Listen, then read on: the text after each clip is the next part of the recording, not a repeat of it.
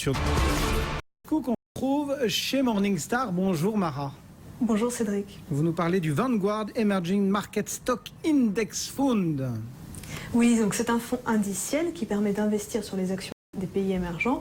Indiciel, qu'est-ce que ça veut dire? Eh bien, c'est un fonds qui va chercher à répliquer de manière passive, en fait, l'indice MSCI Emerging Markets Dividendes Réinvestis. Alors dites-nous, quel est l'intérêt d'aller chercher un fonds indiciel plutôt qu'un fonds qui soit géré peut-être plus activement pour s'intéresser à cette classe des actions émergentes?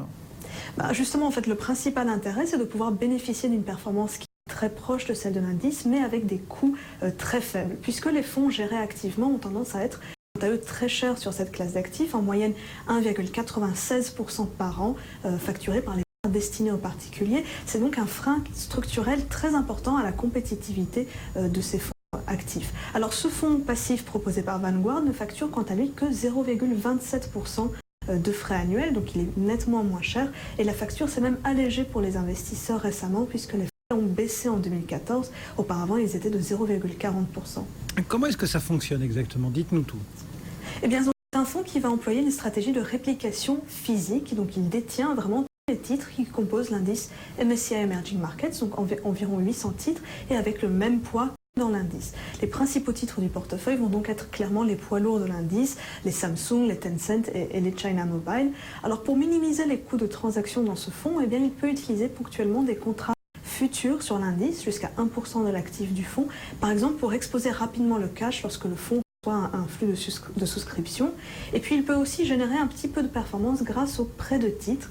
Ce sont des opérations qui génèrent des petits bénéfices et 90% de ces bénéfices vont revenir au fonds, que 10% reviennent à la société de gestion. Donc globalement, la répartition est quand même plutôt en faveur de l'investisseur pour les bénéfices de ces gains.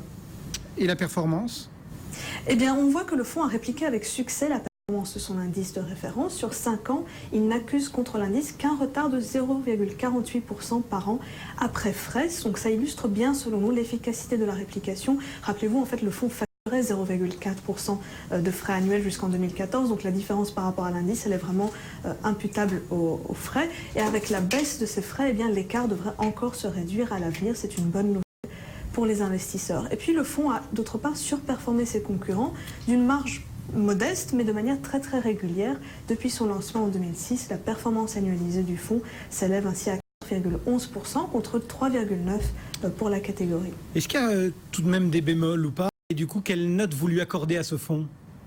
Alors, il n'y a pas de véritable bémol, mais ce qu'il faut garder à l'esprit en achetant ce fonds, c'est que les investisseurs vont recevoir à tout moment la performance de l'indice, tant au marché haussier que dans les marchés baissiers. Et donc, rappelons-le, les actions des marchés émergents, en marché baissier, elles peuvent accuser des pertes spectaculaires. Comme en 2008, le fonds a perdu autant que son indice, à savoir moins 53%.